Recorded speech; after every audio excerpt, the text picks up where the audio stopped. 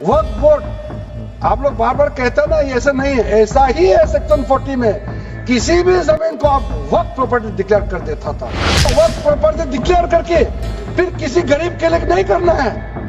वो लोग, कुछ लोग, चंद लोग अपने के लिए, अपने फायदा के लिए इस्तेमाल करते हैं। वक्फ बोर्ड ने वक्फ डिक्लेयर कर दिया, चर्च का भी कर दिया और आगे जाने का रास्ता भी बंद कर दिया था। अगर हम ये बिल पारित कर दिया, उसका अपना जमीन वापस मिल जाएगी। बाकी हमारे साथी दल है, कांग्रेस के झांसे में ना आए, आपको भी डुबा देंगे ये लोग। मेरी हिम्मत को तो सराहो। देखिए मैं कितना हिम्मत के साथ बोल रहा हूं। मेरे हिम्मत को तो सराहो, मेरे हमराही बनो। मैंने एक शम्मा जलाई है हवाओं के खिलाफ। लोकसभा में वक्फ संशोधन विधेयक पर बोलते हुए केंद्रीय मंत्री किरेन रिजिजू ने कहा कि यदि ये संशोधन नहीं लाया जाता तो संसद भवन जैसी संपत्तियों पर भी वक्फ बोर्ड दावा कर सकता था।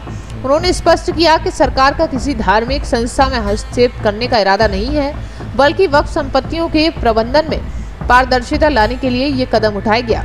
वहीं रिजिजू ने विपक्ष पर आरोप लगाते हुए कहा कि पिछले 70 वर्षों से मुसलमानों को वोट बैंक की राजनीति के तहत गुमराह किया गया। उन्होंने ये भी बताया कि पहली बार वक्फ बोर्ड में शिया, सुन्नी, बोहरा, पिछड़े मुस्लिम वर्ग समुदायों और महिलाओं को प्रतिनिधित्व दिया जाएगा, जिससे सभी को समान अवसर मिलेंगे। आगे क्या कुछ कहते हुए नजर आए किरेन रिजिजू, सुनिएगा। जो सेक्शन 40 सबसे ड्रैकोनियन प्रोविजन इस एक्ट में था, तो सेक्शन 40 था। सेक्शन 40 के तहत वक्फ बोर्ड, आप लोग बार बार कहते हैं ना, ये ऐसा नहीं है, ऐसा ही है। सेक्शन 40 में किसी भी जमीन को आप वक्फ प्रॉपर्टी डिक्लेयर कर देता था। वो प्रॉपर्टी को हमने हटा दिया है। वो कोई भी जमीन को वक्फ प्रॉपर्टी डिक्लेयर करके फिर किसी गरीब के लिए नहीं करना है।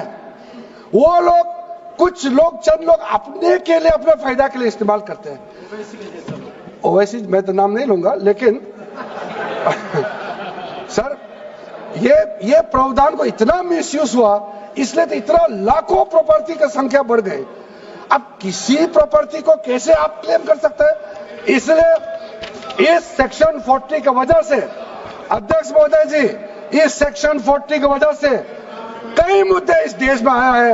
आज पूरा हमारा देश का क्रिश्चियन कम्युनिटी, जो कैथोलिक चर्च काउंसिल के लोग, भारत चर्च ग्रुप के लोग, केरला में हो या देश भर में, आज पुकार के क्यों कह रहा है कि वक्त संशोधन बिल जल्दी पारित होना चाहिए।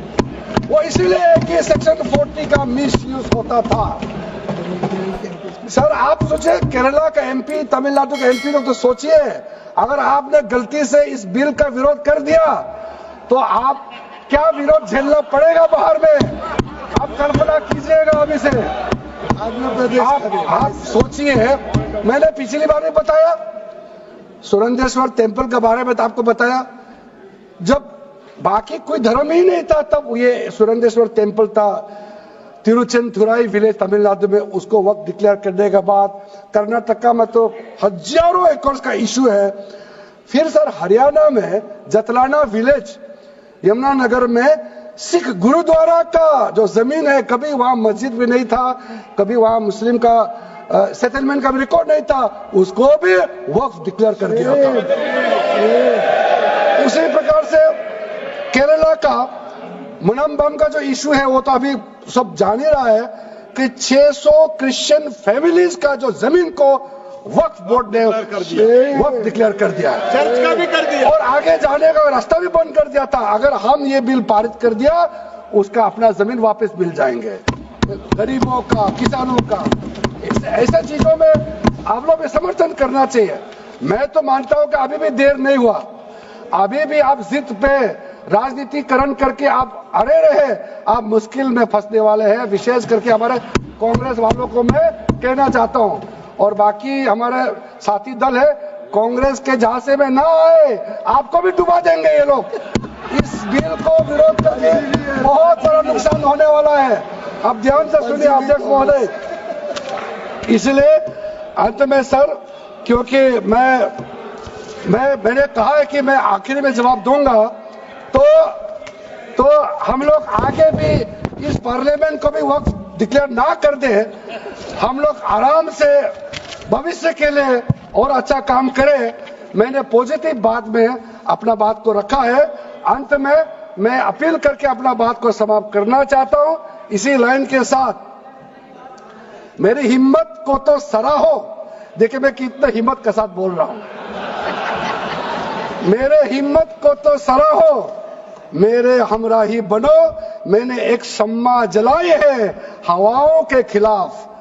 आप लोग जब इस बिल को समर्थन करेंगे, मैं हमारे वरिष्ठ नेता सब सदन में बैठे हम लोग सुन रहे हैं, मैं अपने आप को बहुत भाग्यवान मानता हूं। मैं भाग्यशाली हूं। प्रधानमंत्री नरेंद्र मोदी जी ने मेरे जैसे एक साधारण सदस्य को इतना पुण्य काम करने का मौका दिया है, इस बिल को यहां रखने का मौका दिया है। करोड़ों करोड़ों गरीब मुसलमान बहने दुआ देने वाला है। दुआ में अकेला क्यों लूं, ये दुआ आप भी लेना चाहिए। इस बिल को समर्थन कीजिए, ये मेरा अनुरोध है अध्यक्ष महोदय।